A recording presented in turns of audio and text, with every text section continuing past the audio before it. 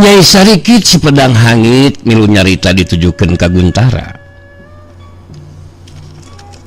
Nyai geus kungsi ngadenge ngeunaan si Banteng Wulung. Cek Guntara kitu deui Kintamani Katut Purbaya. Eta jalma teh ngasa ukur boga tangtungan badi gul tangih gul kawas buta. Tapi ari ilmu silat mah cetek teu salabaraha. Saukur nganalkeun bedasna tanaga luar. Jadi urang teu kudu ngarasa sentar ngalawanan si Banteng Wulung.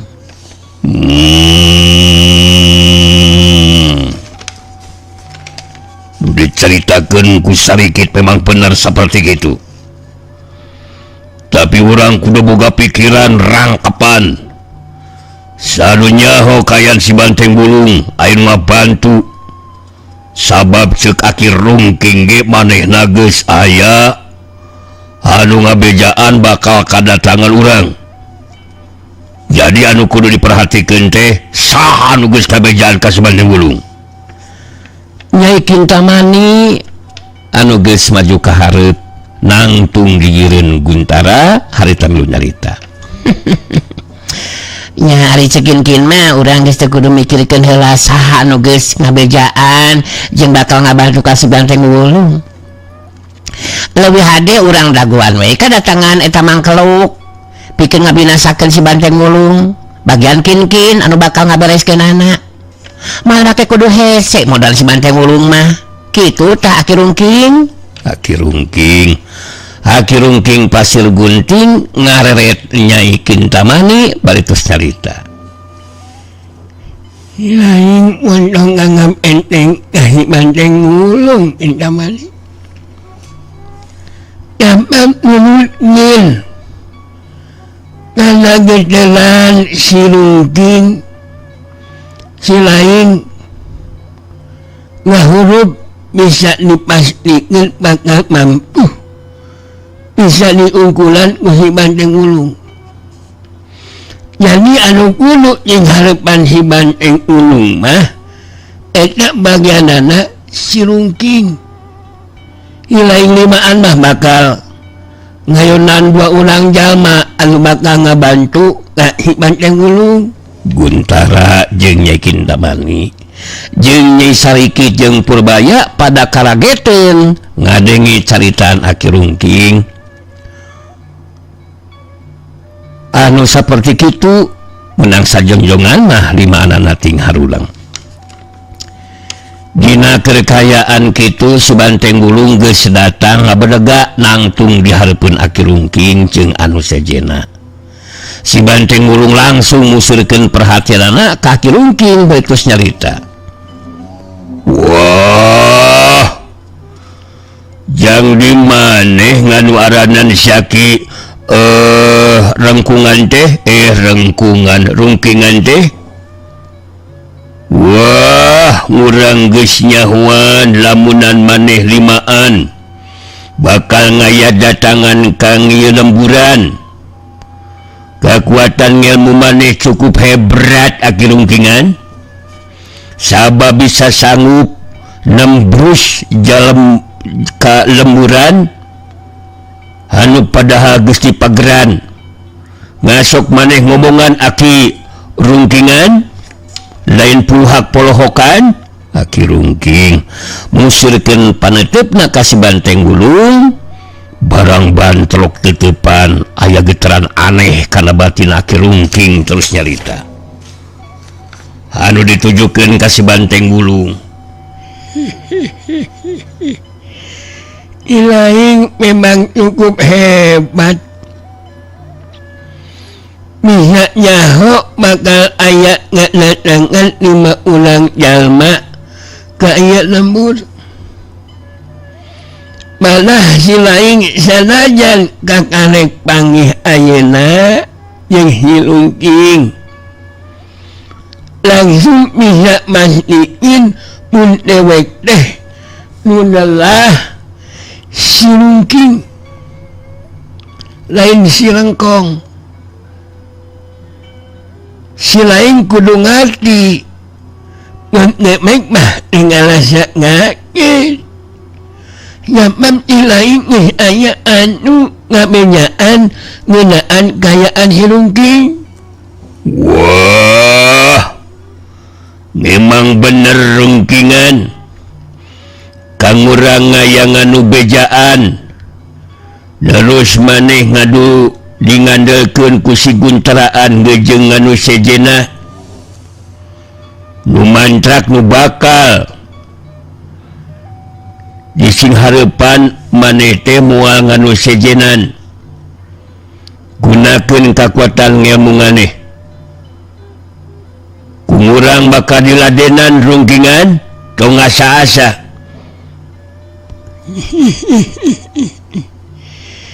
Irungingan ge nyaho bakal bisa ngalawanan si lain teh memang dewek geus pasti bakal mampu ngungkulan si lain Banteng Wulung. Guntara ngarasa penasaran siga nama manehna teu percaya karena caritan Aki Rungking anu majarkeun mun dihurup ku manehna jeung anu sejenna ge bakal bisa diungkulan ku si Banteng Wulung. Guntara muserkeun panetepna ka si Banteng Wulung.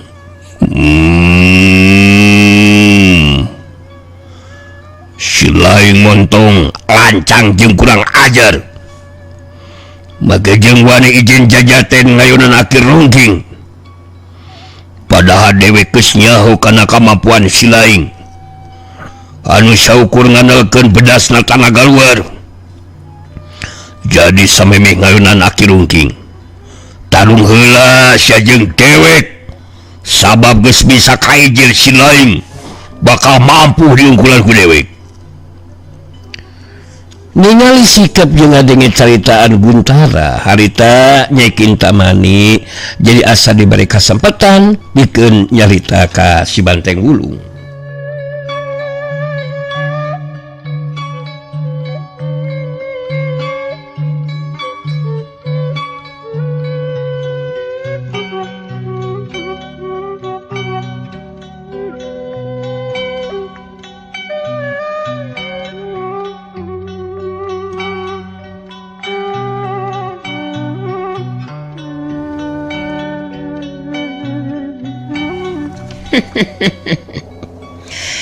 Bener Banteng Wulung, aing ge memang geus apal tepi ka mana kakuatan jeung kamampuan maneh hanu gableg ilmu silat ge saukur pas-pasan.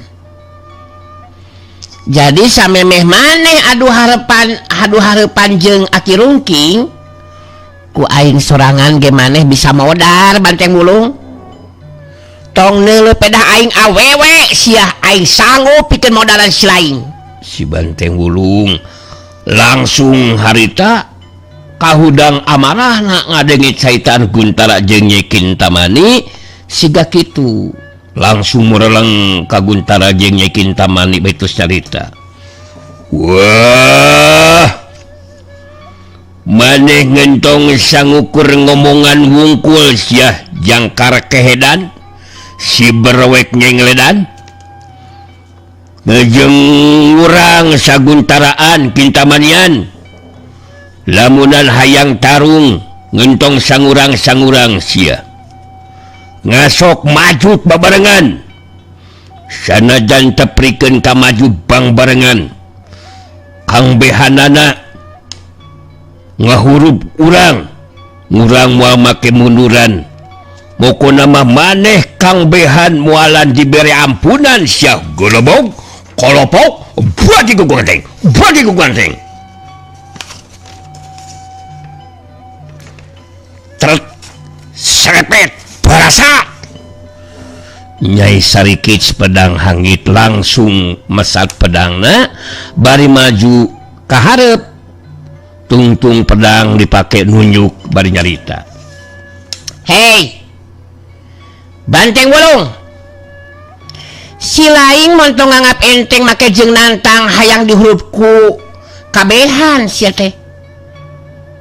sok sanajan saukurah sorangan aing si sarikit ya bakal mampu mudan mangkalu kawasi lain kurang ajar sia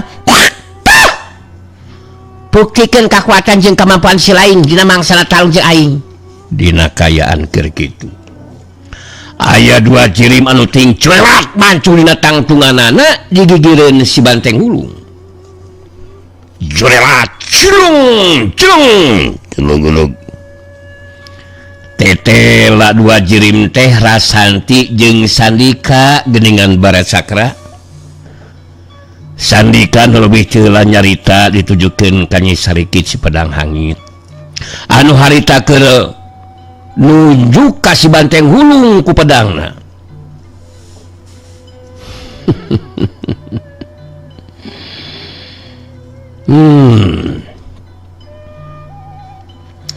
Andika ulah coba-coba ngelakukan tindakan ka Mangkuring lamun Andika boga wawanen teu kudu hayang tarung jeung Mangkuring leuwih hade jeung Jajaten jeung Dede Kuring sok jeung kuring oge siap ye ngaran kuring si Sandika oh jadi si lain si Sandika rek kabela anu jadi emang urang bakal tarung deui ngan dina tarung ayeuna mah anu bakal Jajaten Sandika sabab aing geus nyaho kana kelemahan ilmu digunakeun ku si lain sameme Sandika nyarita ditujukeun geus kapihlaan manten ku Guntara anu harita nyarita ditujukeun ka Rasanti urang panggih di Rasanti ayeuna Rasanti ge sarua rek kabantu si Banteng Wulung beudaya mending keneh tong pipilueun geus bakat tarung ngayonan dewek jeung Kintamani sanajan Rasanti boga curus pedang anu bisa diandalkeun tapi sakali ieu mah dewek jeung Kintamani bakal unggul Rasanti nutup seukeut ka Guntara dina sikapna anu tandes terus nyarita Guntara kuring geus sakuduna ngabantu anu jadi emang jadi kuring geus moal aya anu bisa ngahalangan mun memang kuring kudu tarung ngayonan Andika jeung Kintamani keur kuring kae bayana Nyai Kintamani geus teu hayang dilobat carita harita langsung mesat pedangna bari terus nyarita ka Rasanti hei Rasanti mane geus teu kudu loba bacot geus sia aing jeung Guntara dina poe ieu bakal mampu ngungkulan ajen pangarti maneh Rasanti hayu di tempat nu lega sia Rasanti tarungna sia hayya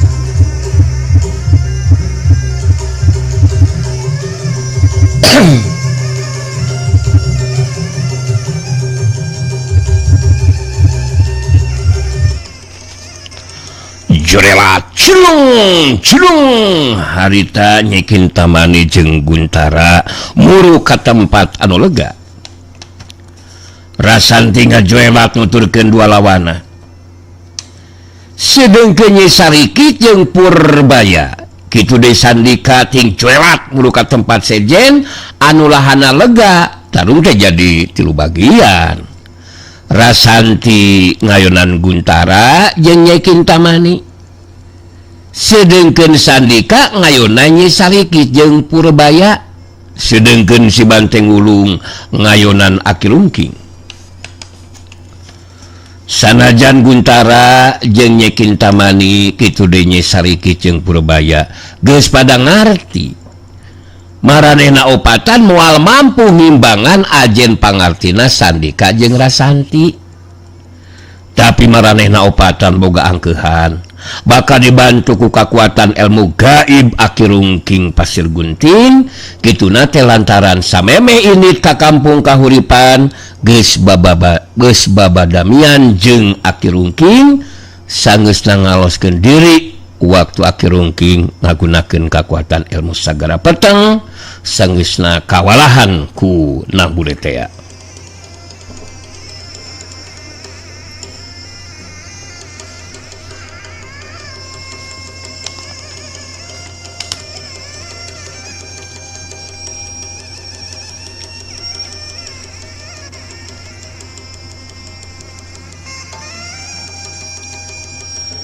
Ningali Guntara jeung anu sajena geus tarung harita Aki Rungking ngagunakeun ilmu gaibna ngajadikeun Guntara jeung anu sajena masing-masing pada kasandingan makhluk gaib. Sanggeusna ngagunakeun kekuatan ilmu gaibna mangsa ngabantu Guntara jeung anu sajena harita Aki Rungking nyarita kasih Banteng Wulung anu keur merhatikeun kana lumangsuna tarung. Banteng Wulung manggeus ilaing jeung kudu merhatikeun anu tarung dede. Lebih hale sing harepan si Rungking. Tadi hilaing kencani tak dewek. Yang dewek untuk menggunakan kekuatan ilmu kacang ibu dewek sabiluna. Dosa-dosa kuhilaing bakal diladenan. Gitu Banteng Wulung. Yang ungut-ungut dan sedek. Kira goblok. Serog. Si Banteng Wulung geus teu merhatikeun ka lumangsuna tarung. Si Banteng Wulung sagad diri pikeun ngimbangan kekuatan ilmu gaib anu bakal digunakeun ku Aki Rungking. Si Banteng Wulung neuteup ka Aki Rungking terus nyarita. Wah. Tingalina maneh geus henteu sambaran. Ngayangi jenan jajatenan jeung urang. Lamunan memang itu ngasok geragunakeun kakruatan ngelmu gaiban maneh Aki Rangkungan. Cobra-cobra ngarek gunakeun ngelmu neon wae ku urang bakal dising hareupan Rungkingan. Hasok mengmitian lain ngalah kacicingan golobog si beloko kujubar hasok seteh.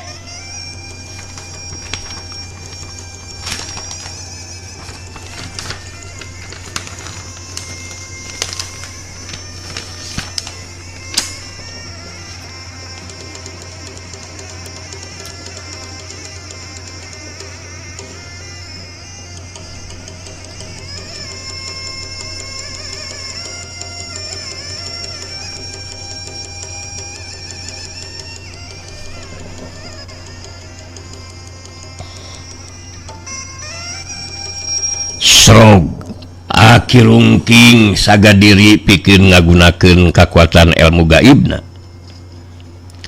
Harita Aki Rungking nyokot batu leutik 2 siki anu ngagoler. Terus eta batu leutik teh dikeupel ku leungeun katuhuna. Bari neuteup ka si Banteng Wulung, Ki Rungking harita nyarita. Ilaing potong dalam batu letikna sia goblok. Nulik kebel dewek. Japan ilmu kekuatan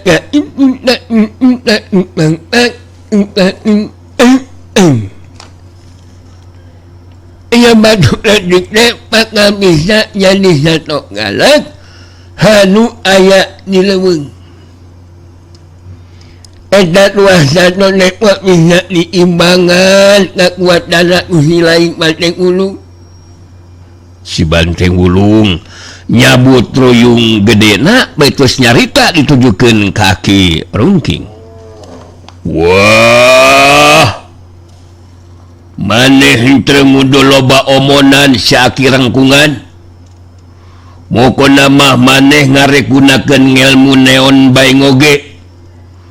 kurang bakal di sing harepan rungkingan moko nama di babu kruyung urang kareknya sia gulobog pencar sababatok teh ku aing di ngacak-ngacak ku aing masih di babu ku ruyung tong ngapenteng ruyung si banteng gulungan masya ha nek ayeuna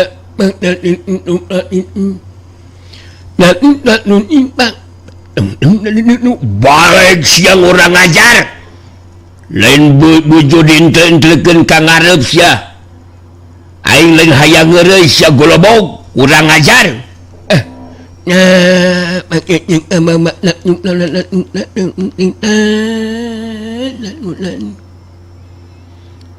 ayeuna lewek bakal dibuktikan kehebatan kekuatan Abu Gaib Hilungging berhadingan gusi lain banteng wolong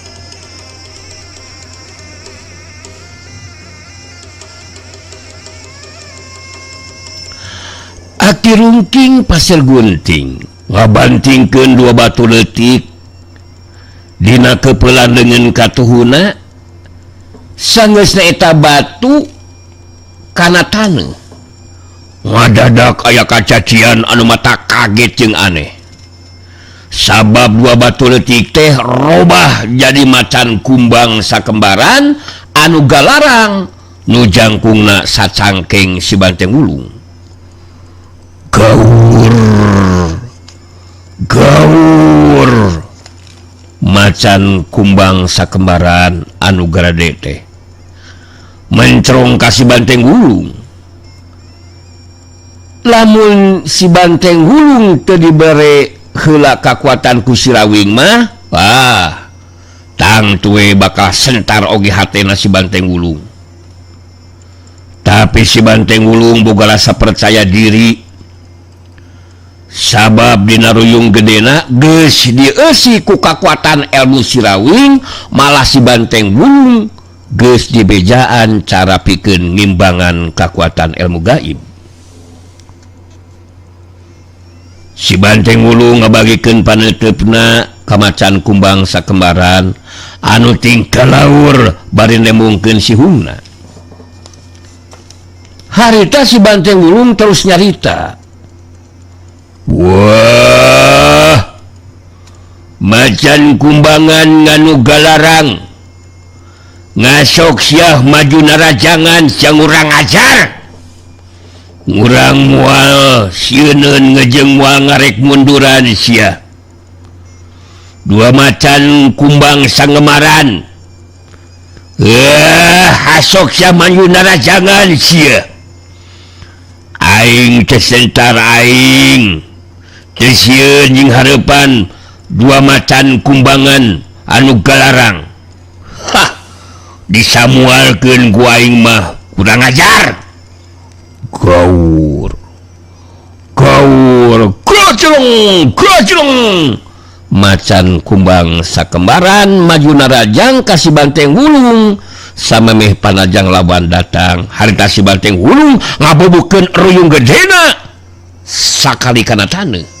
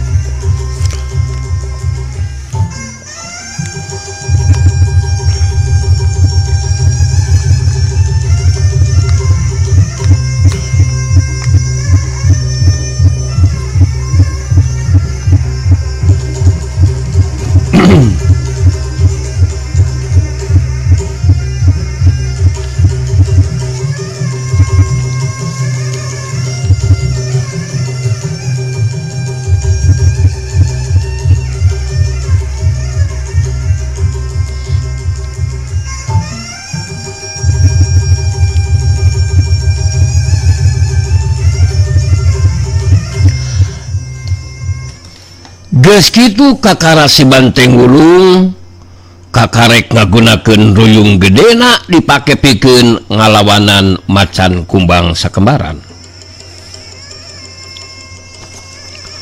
Waktu panarajang macan kumbang sakembaran datang, harita si Banteng Wulung ngagajleng kagigir bari ngababukeun ruyungna teh ngarah kana hulu salah sahiji macan kumbang. Tapi macan kumbang nu ditarajang siga nu ngarti kana ilmu silat sabab awakna bisa ngakiwar nyingkahan babukan ruyung gede si Banteng Wulung. Si Banteng Wulung jadi penasaran harita ngababuk di macan kumbang anu hiji deui. Tapi teu keuna dewe sabab awakna ngakiwar nyingkahan panajang lawan.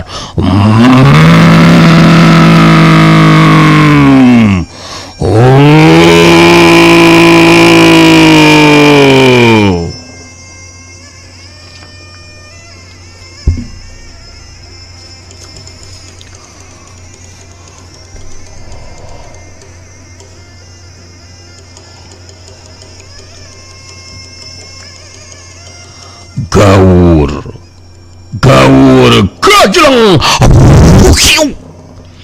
ruyung gede ngarah kana hulu macan kumbang. Giwar plos macan kumbang anu hiji deui ditarajang ku si Banteng Wulung muruh ka tempat anu lega. Terus ngabadaga nangtung sedengkeun macan kumbang sakembaran mencong di ka si Banteng Wulung bari tinggal laur. Si Banteng Wulung anu ngabadaga nangtung terus nyarita ditujukeun ka si macan kembang sakembaran. Wah, ngasok majut deui macan kumbangan sakembaran. Mukuna mah mane bakal kapeunangan ku babukan ruyung aing sah kurang ajar tetelawan. Sang najan maneh galarang ngurang moal munur sasiku ngenjat satunjang biasan sia.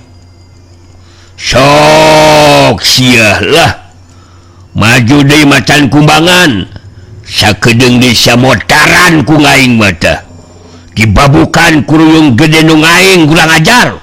Sok maju deui kolobok kecileng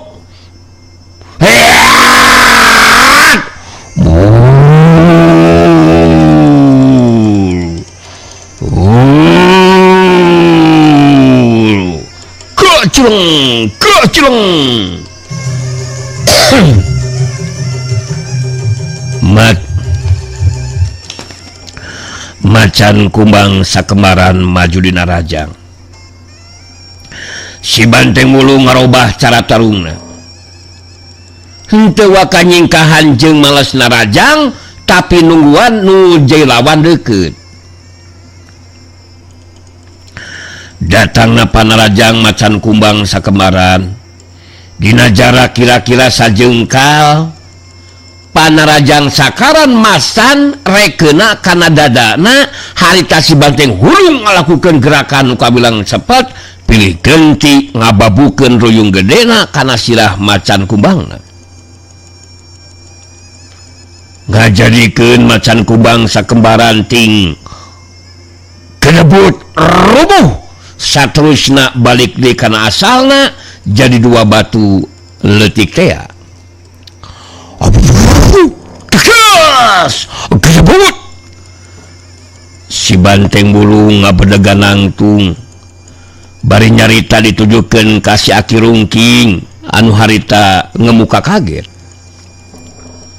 lantaran si Banteng Wulung mampu ngungkulan macan kumbang sakembaran. Wah,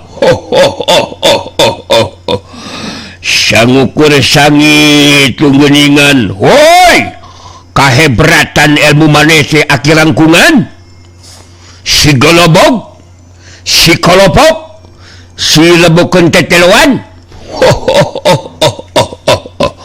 Ngasok sia kurang ajar jangkar kehedan, haki-haki kolot ku maneh. Ngasok sia maneh ngarek ngagunakeun kangkuatan ilmu gaiban naon dai sia.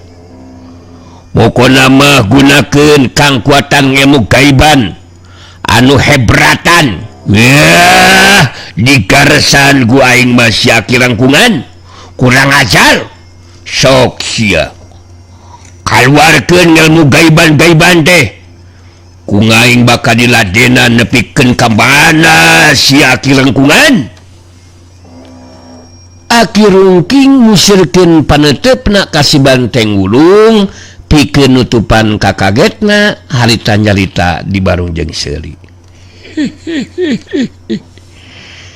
Hilaing montong ngalahnya ngeunggul bapak medah ngesmisnya kumpulan macan kumpangsa kemanan si Rungking ya aing si Rungking masih kene ingin teluskan ingin dandanin serta bakal mampu ulang ilaing pandang ulung lewek bakal nggak gunakan ilmu anu hebat ya. Wah gentong loba omonan jeung urang masa rangkungan lamunan bener ngaregunakeun ilmu anu leuwih hebrat hasok buktikeun kolopok moko nama kumurang bakal ditagenan bakal dilawanan aki-aki belakok kujubar kawas mane masih aki lengkungan sok nguntong ngasa-ngasa cek aing oge sia. Aki Rungking pasir gunting saperti waktu kertarung ngayunan nang bule anu ngagunakeun kakuatan puncakna harita Aki Rungking sagad kiri pikeun ngagunakeun kakuatan ilmu sagara api. Aki Rungking nyilangkeun sapasang leungeunna bari musirkeun panetepna kasih banteng Wulung terus nyarita. Perhatikan usilainya banteng Wulung bantong akit sauliling tangkungan pada hilaing bakal diulung uzine anu ngap memenak lewisnya anu bakal terus ngagelelan serta bakal ngazuruk pada hilaing nepikeun ngageheng tutung sia jadi areng yang gendeng-denge rasakeun kakuatan ilmu sagara api hiya